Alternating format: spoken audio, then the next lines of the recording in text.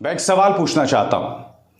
जब भारतीय मुसलमानों ने नुपुर शर्मा और नवीन कुमार के खिलाफ शिकायत की थी, अगर उस वक्त मोदी सरकार हरकत में आती और इन दोनों प्रवक्ताओं को पार्टी से बाहर का रास्ता दिखला दी होती, तो आपको क्या लगता?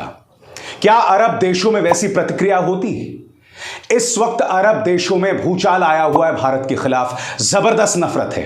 एक के बाद एक अरब देश जो हैं भारतीय राजदूत को तलब कर रहे हैं। क्यों? जैसे कि आप जानते हैं, दोनों प्रवक्ताओं ने हजरत मोहम्मद साहब के बारे में आपत्तिजनक बयानबाजी की थी। वो नहीं चाहते कि तू खबर की तह तक पहुंच, क्योंकि खबरों की इन्हीं गहराइयों में छिपा है राजनीति का असली खेल। न्यूज़ चक्र, खबर की गहराइयों को टटोलता।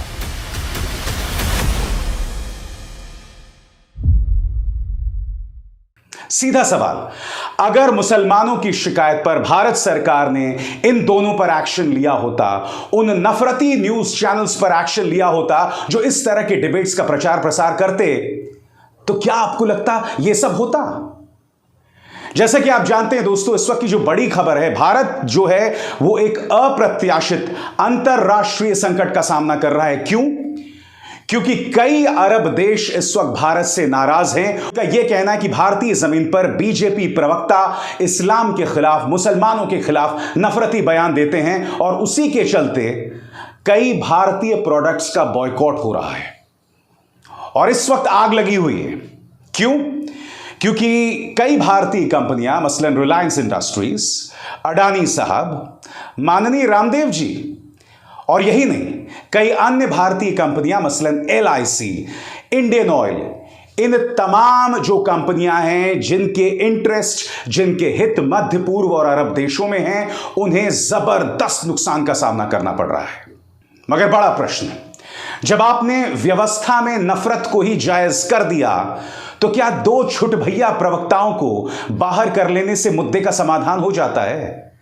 आज मेरा सीधा सवाल मोदी सरकार से, क्या आज आप निर्णायक कदम उठाने को तैयार हैं नफरती प्रवक्ताओं, नफरती राजनीति और दंगा भड़काऊ न्यूज चैनल्स के खिलाफ? सीधे सवाल हैं, इनके जवाब भी सीधे होने चाहिए और इसमें किसी भी तरह का कोई असमंजस नहीं होना चाहिए, क्योंकि बात अब देश की हो गई है। अब अंतर्राष्ट्रीय तौर पर देश को नुकसान हो रहा है इस नफरती राजनीति, इन नफरती न्यूज चैनल्स और इस नफरती प्रवक्ता की वजह से। सीधी सी बात है, अब कदम उठाना पड़ेगा, अब पीछे नहीं हट सकते हम लोग। जो कदम मोदी सरकार ने उठाए हैं वो स्वागत योग्य हैं, मगर बहुत देर के बाद ये कदम उठाए गए हैं। भारत को इसका जबरदस्त नुकसान हो रहा है और मैं आपको बतलाना चाहता हूं, कई देशों ने इस वक्त भारत के राजदूत को तलब किया है। एक एक करके आपके स्क्रीन पर आएगा। मसलन कतर ने भारतीय राजदूत को समन किया है आपके स्क्रीन पर। क्या कहा है कतर ने? कतर ने भारत के राजदूत दीपक मित्तल के सामने विरोध जताते हुए कहा कि इस तरह की इस्लामोफोबिक टिप्पणियों को बिना सजा जारी रखने की अनुमति देना मानवाधिकारों की सुरक्षा के लिए गंभीर खतरा है। ऐसे बयानों से हिंसा और नफरत की भावनाएं बढ़ेंगी। ये तो कतर की बात है। अब मैं आपको बताना चाहता हूं कुवैत ने क्या कहा। आप देख सकते हैं, कुवैत ने भी हमारे राजदूत को समन किया है, कड़ी फटकार लगाई है और क्या कहा है आपकी स्क्रीन पर। कुवैत ने बयान की निंदा करते हुए सार्वजनिक माफी की मांग की है। कुवैत की तरफ से कहा गया है कि इस तरह के बयानों से अतिवाद और घृणा बढ़ते हैं। आपके स्क्रीन पर ईरान का जो बयान है वो क्या है? ईरान ने भी बयान की निंदा की। समाचार चैनल ईरान इंटरनेशनल इंग्लिश के अनुसार ईरान के विदेश मंत्रालय ने तेहरान में भारतीय राजदूत को बुलाकर विरोध जतलाया है। ईरान से लेकर सऊदी अरब से लेकर कतर से लेकर बहरीन, तमाम जो हैं इस मुद्दे पर एक हो गए हैं। आज तक इस्लामिक दुनिया को कोई मुद्दा एक नहीं कर पाया, शिया और सुन्नी देशों को एक नहीं कर पाया, मगर इन दो भारतीय जनता पार्टी प्रवक्ताओं और हमारे न्यूज चैनल्स की जहरीली राजनीति ने पूरे इस्लामिक दुनिया को एक कर दिया है। ईरान भी वही बोल रहा है, कतर भी वही बोल रहा है। और सबसे बड़ी बात, और यह मेरी दूसरी और अहम बात है, आपको याद है जब मेरे किसान भाई बहन सड़क पर थे, आंदोलन कर रहे थे, तब आपके सामने दो चेहरे सामने उभर कर आए थे, गायिका रिहाना और ग्रेटा थनबर्ग। दोनों ने एक ही बात उठाई थी कि जो किसान आंदोलन कर रहे हैं, आपने वहां पर इंटरनेट भी काट दिया। तब भारत सरकार ने क्या कहा था कि यह भारत का इंटरनल मामला है। इन तमाम चेहरों को देखिए साहब, सुनील शेट्टी, अक्षय कुमार, सचिन तेंदुलकर, ये तमाम लोग सामने आ गए थे और ये बोल रहे थे कि यह भारत का आंतरिक मामला है, आप बीच में दखल देना बंद करें। अब बताइए ना, अब जबकि ये तमाम अरब देश भारत के बारे में अनाप शनाप बोल रहे हैं, तब हम क्यों नहीं बोल रहे हैं कि भारत का आंतरिक मामला है? मैं आपको बताता हूं, क्योंकि सबसे बड़ा है धंधा। जब भारतीय धंधे पर असर पड़ता है तो उसके सामने तमाम चीजें बौनी पड़ जाती हैं, छोटी पड़ जाती हैं। कल्पना कीजिए, अगर भारतीय मुसलमानों की शिकायत पर इन दो प्रवक्ताओं को हटा दिया गया होता तो दुनिया भर में प्रधानमंत्री नरेंद्र मोदी की वाहवाही होती। दुनिया भर में एक अप्रत्याशित अंतर्राष्ट्रीय संकट का सामना करना पड़ रहा है, वो भी नहीं करना पड़ता। इस बीच इस विवाद पर कांग्रेस की प्रतिक्रिया भी सामने आ गई है। पार्टी नेता राहुल गांधी ने ट्वीट करके बोला है, नफरत सिर्फ नफरत को जन्म देती है, प्यार और भाईचारे का रास्ता ही भारत को प्रगति की दिशा में ले जा सकता है। यह भारत जोड़ने का वक्त है। हैशटैग भारत जोड़ो। कांग्रेस प्रवक्ता पवन खेरा ने एक वाजिब बात कही है। उनका कहना है कि माफी भारत क्यों मांगे, माफी तो भारतीय जनता पार्टी को मांगनी चाहिए। भारत माफी मांगे, ऐसी गलती भारत ने नहीं की है। गलती भारतीय जनता पार्टी ने की है, उसका खामियाजा देश क्यों भुगतेगा? आज प्रधानमंत्री को उनके राजधर्म के बारे में याद दिलाया जा रहा है कतर और कुवैत द्वारा। इससे ज्यादा शर्मनाक बात हम सबके लिए और क्या हो सकती है? एक प्रधानमंत्री और उसकी पार्टी ने हम सबका सर नीचे झुका दिया और भारत माफी मांग रहा है। और भारत को और किस तरह से शर्मिंदगी का सामना करना पड़ रहा है? इस वक्त उपराष्ट्रपति वेंकैया नायडू कतर में थे और आप जानते हैं बात, दो चीजें हुई हैं। पहली बात, उपराष्ट्रपति वेंकैया नायडू ने अपने प्रेस कॉन्फ्रेंस को कैंसिल कर दिया, रद्द कर दिया। उसी शर्मिंदगी के चलते इन दो प्रवक्ताओं ने इस तरह से देश की नाक काटी है। और यही नहीं, आधिकारिक डिनर था, उसे भी कैंसिल करना पड़ रहा है। हालांकि इसके कारण कई और बताए जा रहे हैं, कोविड भी बताया जा रहा है, बहुत सी चीजें कही जा रही, मगर आप भी जानते हैं दोस्तों कि प्रेस कॉन्फ्रेंस क्यों कैंसिल हुआ, वेंकैया नायडू जी का डिनर क्यों कैंसिल हुआ, जो कि ऑफिशियल डिनर था। ये तमाम मुद्दे हैं और इससे हम मुंह नहीं मोड़ सकते। इस तरह से देश की नाक कट रही है और यह पहली बार नहीं है। मैंने आपसे हर बार बोला है, आप में से कई लोगों को मेरी बातें बुरी लगती हैं जब मैं कहता हूं कि आखिरकार ये तमाम चीजें देश की नाक कटवाएंगी। हमारा भारतीय पासपोर्ट हमारे लिए गर्व का विषय है, गर्व का सबब है। कुछ दिनों बाद यही भारतीय पासपोर्ट जब हम दिखाएंगे इमिग्रेशन काउंटर पर, तो सामने वाला जो व्यक्ति बैठा होगा वो हमारे ऊपर तंज कसेगा। तब हमसे कहा जाएगा कि हमारे देश के अंदर ये तमाम हरकतें होती हैं। और सबसे बड़ी बात, भारत का नुकसान हो रहा है, मैं समझ सकता हूं।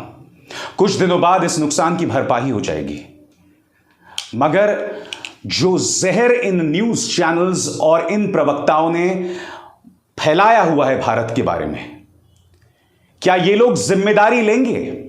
अगर कतर, सऊदी अरब या किसी अरब देश में किसी भारतीय परिवार पर हमला होता है या किसी भारतीय पर हमला होता है, अगर उसको दोष दिया जाता है नुपुर शर्मा और नवीन कुमार का, तब जिम्मेदार कौन होगा बताइए मुझे? सवाल का जवाब दीजिए, इससे आप बच नहीं सकते हैं। और आप जानते हैं भारतीय विदेश मंत्रालय की जो प्रतिक्रिया आई है उसमें ढेरों दिक्कतें हैं। आपके स्क्रीन पर यह प्रतिक्रिया है। भारतीय विदेश मंत्रालय क्या कह रहा है, मैं आपको पढ़ के सुनाना चाहता हूं। पहले भारत की तरफ से साफ कर दिया गया है कि ये ट्वीट भारत सरकार के विचारों को नहीं दर्शाते। भारत सरकार विविधता में एकता की मजबूत सांस्कृतिक परंपराओं के अनुरूप सभी धर्मों को सर्वोच्च सम्मान देती है।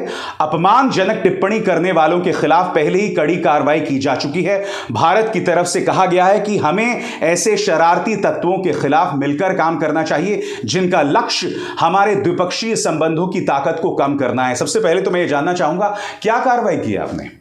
आपने सिर्फ उनसे पार्टी का बाहर का रास्ता दिखलाया है। नुपुर शर्मा को तो आपने सिर्फ 6 साल के लिए पार्टी से निलंबित किया है, और मैं दावे के साथ कह सकता हूं 6 महीने बाद ये वापस पार्टी में आ जाएंगी। लिख के ले लीजिए यहां पर। और सबसे बड़ी बात, भारतीय विदेश मंत्रालय अपनी टिप्पणी में एक शब्द का इस्तेमाल करता है, फ्रिंज एलिमेंट्स। उनका कहना है कि जिन लोगों ने यह बयानबाजी की वो फ्रिंज एलिमेंट्स हैं, यानी कि सतह पर रहने वाले लोग हैं जो देश की मुख्य धारा का हिस्सा नहीं है। नहीं साहब, माफ कीजिएगा। सबसे पहली बात, ये दोनों पार्टी के प्रवक्ता हैं। नुपुर शर्मा तो राष्ट्रीय प्रवक्ता हैं। नुपुर शर्मा ने तो इस कचरा वेबसाइट ऑप इंडिया को इंटरव्यू में यह भी कहा कि मेरे साथ प्रधानमंत्री हैं, मुझे अमित शाह का फोन कॉल आया, देवेंद्र फडणवीस का फोन आया, सांसद प्रवेश साहिब सिंह भी उनसे मिलने गए। तो आप कैसे कह सकते हैं फ्रिंज एलिमेंट्स हैं, यानी बाहरी तबका है। मैं आपको बताता हूं कि बीजेपी और इन नफरती न्यूज चैनल्स ने किया क्या है। जो फ्रिंज पर थे, जो सतह पर थे, जो नफरती चिंटू थे, उन्हें आपने मुख्य धारा का हिस्सा बना दिया है। यह फर्क आया है। आज खुलेआम धर्म संसद के अंदर देश के खिलाफ जंग छेड़ने की बात की जाती है। खुलेआम धर्म संसद के अंदर यह कहा जाता है कि पूर्व प्रधानमंत्री मनमोहन सिंह की छाती पर 6 गोलियां दाग देनी चाहिए। खुलेआम यह कहा जाता है कि आप अपने घर में हथियार रखो मुसलमानों के खिलाफ, और कोई एक्शन नहीं लिया जाता। आज की तारीख में यति नरसिंहानंद सरस्वती जैसे लोग मुख्यधारा का हिस्सा बन गए हैं। फिर भारतीय विदेश मंत्रालय कैसे कह सकता है कि यह सब फ्रिंज एलिमेंट्स हैं? और सबसे बड़ी बात, भाजपा की प्रवक्ता नुपुर शर्मा ने अपने इस ट्वीट के जरिए अपने शब्द वापस ले लिए हैं, और साथ ही अपने इस ट्वीट में कहा है कि उनके पते को सार्वजनिक न किया जाए। इस लिहाज से मैं नुपुर शर्मा के साथ हूं। मैं उन लोगों के खिलाफ हूं जो नुपुर शर्मा को जान से मारने की या बलात्कार की धमकी दे रहे हैं। अगर दे रहे हैं तो मैं स्पष्ट कर दूं, नुपुर शर्मा ने अगर कोई गुनाह किया है तो उसे सजा भारतीय कानून के हिसाब से मिलेगी। यह देश तालिबान नहीं है दोस्तों। भारतीय दंड संहिता के हिसाब से ही उन्हें सजा मिलनी चाहिए। उनको, उनके परिवार को धमकी देने का किसी को अधिकार नहीं। इस देश में एक और कमलेश तिवारी नहीं हो सकता। कानपुर के अंदर दंगे हो गए, मुझे बताइए ना, नुकसान किसको हुआ? किसको हुआ नुकसान? दंगे में नामजद तमाम लोग किस धर्म के हैं? मैं ये नहीं समझ पाता हूं। अगर आप नाराज हैं तो हिंसा का रास्ता अख्तियार करने की आपको जरूरत क्यों पड़ती है? इस देश के सामने गांधी के सत्याग्रह की मिसाल है। अगर आपको कोई चीज पसंद नहीं आ रही तो उसके खिलाफ प्रदर्शन करें अहिंसात्मक तरीके से। आपके सामने शाहीन बाग की दादियों की मिसाल है जिन्होंने कभी हथियार नहीं उठाया। मैं आपसे पूछना चाहता हूं, ऐसे में हिंसा करने की क्या जरूरत है? मैं समझ सकता हूं कि कानपुर दंगों में अगर एक तरफ से पत्थर मारे गए तो दूसरे तरफ से भी पत्थर मारे गए, मगर आप भी जानते हैं कानून किसके खिलाफ काम करता है, तो फिर हिंसा करने का क्या फायदा? बचिए ऐसे धर्म गुरुओं से जो आपसे यह कह रहे हैं कि हम कानून के हिसाब से काम नहीं करेंगे। नहीं साहब, देश कानून के हिसाब से ही चलेगा, वरना फिर यह देश नहीं रहेगा। मगर इस मंच पर मैं आपके सामने बेबाकी से तमाम मुद्दों की तह तक पहुंचकर आप तक अपनी आवाज बुलंद करते रहूंगा, जो मेरे हिसाब से देश के हित में है। अभिसार शर्मा को दीजिए इजाजत। नमस्कार।